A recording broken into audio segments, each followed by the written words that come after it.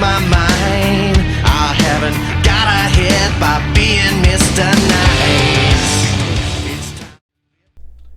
Hello and welcome to part 3 of the 11-part series, The Long Road of Recovery. Today I had planned on doing a session called Finding Your Voice, and that session was going to be about vulnerability. But as so often happens in life and recovery, things have changed. Due to some of the stuff that I've went through with work this week and some of the stuff I've seen in social media and just a lot of other things that have been going on in my life, I've decided to call this session, do the session called Own Your Shit. And what that session is about is it's about taking responsibility for your own actions. It's about being honest with yourself and others. And it's basically about focusing on you and not focusing on what everyone else does. As I was lying in bed this morning, I was thinking about all the stuff that was bothering me this week. And I thought, you know what? I want to do the session Own Your Shit. And I want to do it because it's going to be healing for me. And I think this is so important for people to realize that, you know what, sometimes you're going to have plans to do something and those plans are going to change. And you need to be fluid with that. You need to pay attention to what your mind and body is telling you.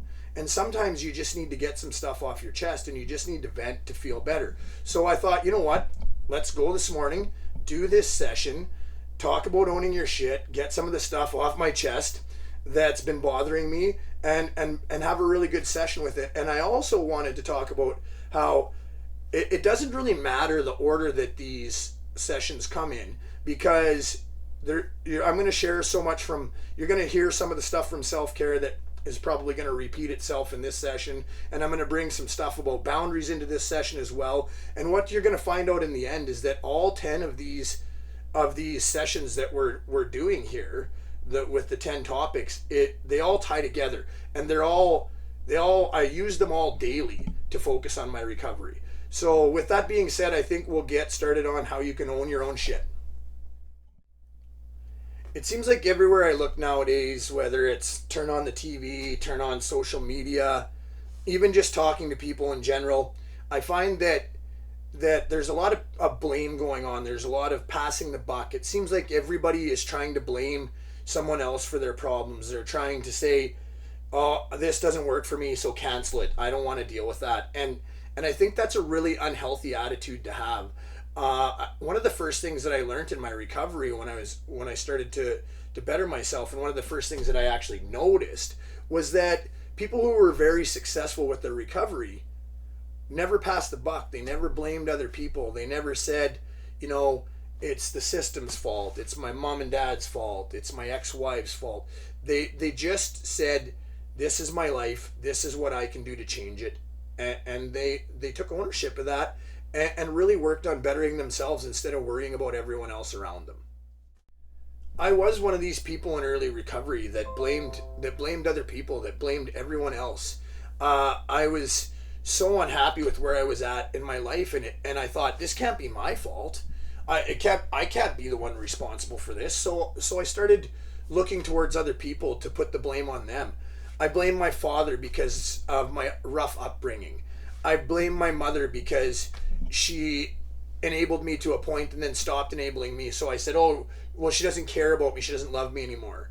I blamed the system. You know, I've been trying to get into recovery for 2 weeks now.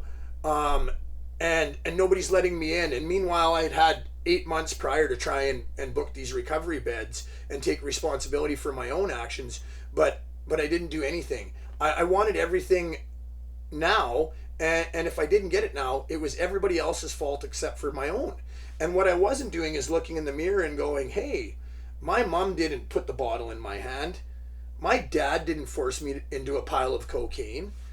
The system, as flawed as it can be sometimes, I wasn't even using it properly. I would expect to call detox and get in that moment, and if that didn't work, it was detox's fault that I was drinking. You know, I would book a treatment bed, and if I couldn't get if I couldn't go directly from detox to treatment and I relapsed in between, that was the system's fault because, well, nobody's looking after me. What I didn't realize is that there was a lot of other things going on, and that I had to be responsible for my own recovery. I had to own my own shit, and then I couldn't expect everybody else to do it for me. So it wasn't until I started actually looking inside myself and paying attention to what I could do to make things better rather than expecting all these other people to do it for me, that things got better. To be honest, I still struggle with this stuff today, and I think I always will. This is called the long road of recovery because this is going to be something that I'm going to continue to work on for my entire life. I go see a counselor, and I find that I'll get really, really agitated about stuff, and he'll be like, "You look really mad," and I'll be like, I'm pissed right off," and he'll be like, "Why are you pissed off?" And it's usually because I've said something to him and he's asked me to take my responsibility or my part in this, and it's infuriating to me because I have to admit that I'm wrong. And the hardest thing that anybody can do is admit that they're wrong. But some of the best lessons in life come after you've failed or been wrong and have moved on and learned from that. And I think it's so important. I think it's so imperative that people just stop and look at themselves and say, what part did I play in this? I'll give you a good example. The other day I was driving down the road and I accidentally cut this guy off, and he came up beside me and gave me the finger and did all this kind of stuff, and I'm like, well, what a effing jerk and all this kind of stuff. But I quickly forgot the part that I played in it, where I'm the one who cut him off to begin with, and once I said that to myself, I had to think like, well, maybe I cut this guy off, maybe he was upset, maybe he's going through a lot of other stuff in his life right now. Maybe if I wouldn't have done that, he wouldn't have behaved that way. And it doesn't excuse his actions. No, you don't have to say that it's okay what the other people did, but you have to take your ownership of it. You have to take your part in it. One of the mottos I try to live by, and that I often share with a lot of my clients and my men's groups and just kind of wherever I can, is that blame prevents change.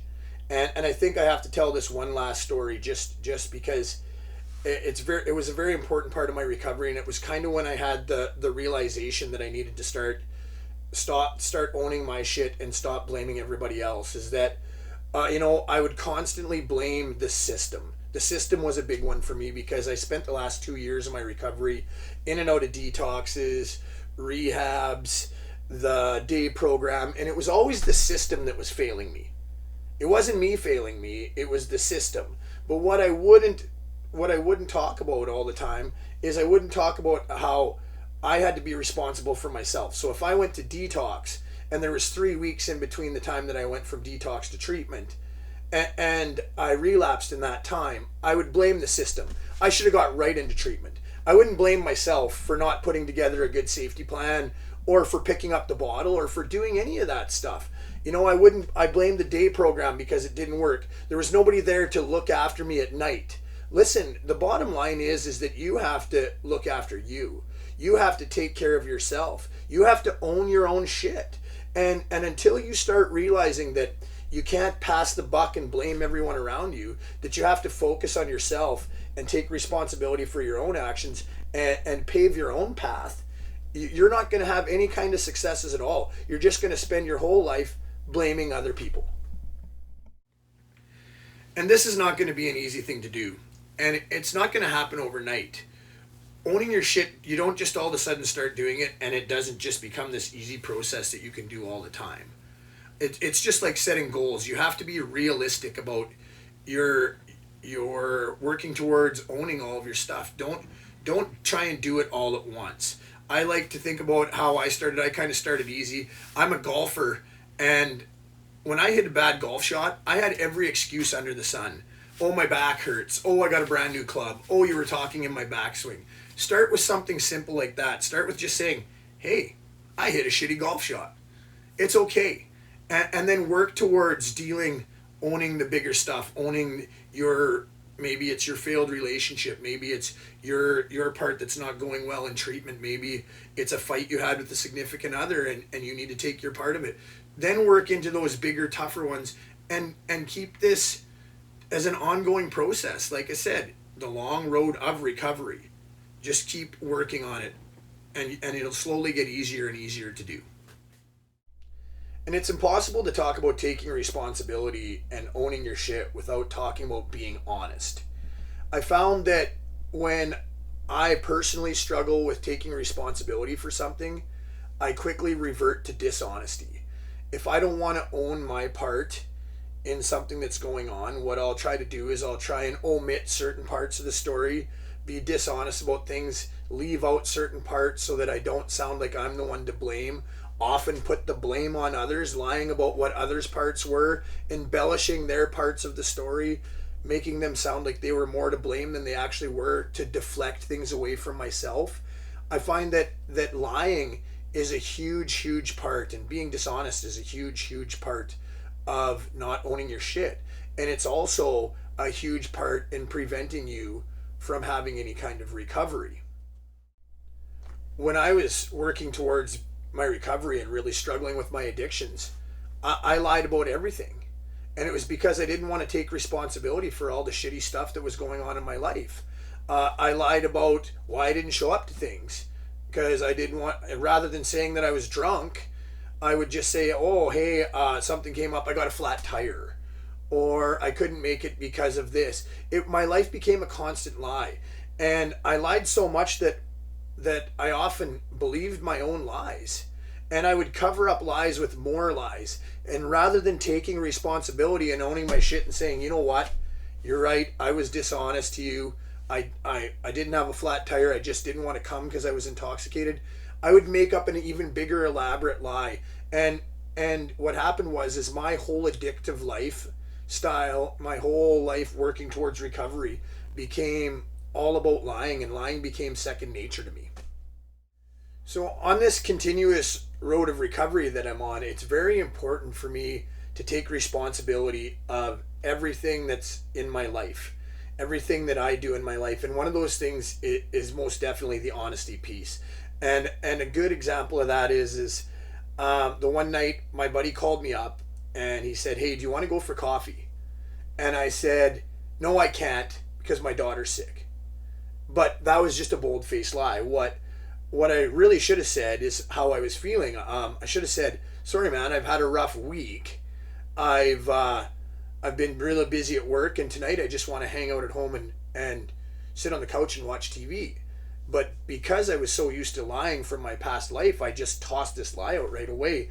And it was important for me that I take responsibility for that. I own my shit around that right away, so it didn't turn into this toxic thing, this thing that I recognized that happened in my past, where little lies spun out of turned into big lies.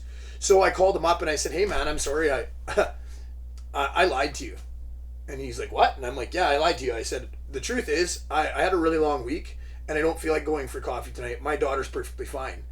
And he laughed, and he's going through some of the same stuff that I'm going through, so he totally got it, and we had a good laugh about it, and we moved on. But this is what I'm talking about. This is how the taking responsibility and the being honest, this is how it ties together. So when I thought to myself, how can I be more honest? How can I hold myself more accountable? How can I own my own shit? I thought maybe I should come up with a list. This will be an easy way for me to follow it. And this list goes like this. Number 1, stop blaming others. Number 2, stop feeling sorry for yourself. Number 3, stop lying. Number 4, set boundaries. Number 5, set realistic goals. Number 6, don't believe everything people or social media tell you. Number 7, stop deflecting. Number 8, if I'm doing these things, ask myself why I'm not taking responsibility for my actions. Number 9, stick to your beliefs, but don't force them onto others. And number 10, hold yourself accountable for this and practice it daily. 2. So in a world where some people would rather cancel you than stop and look at their own problems, no excuses, stop blaming, be honest, and own your shit. I guess I hope the biggest takeaway that people get from this is that you can't change how people act. You can only change how you react. And I guess if you've been honest and you've held yourself accountable, then your job is done.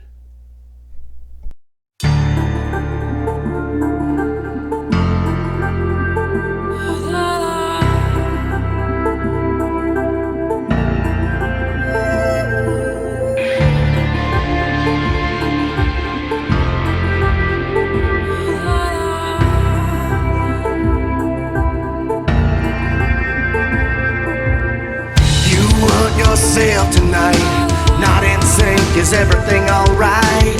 Getting on your nerves, you're so disturbed. Yeah, nothing feels right tonight.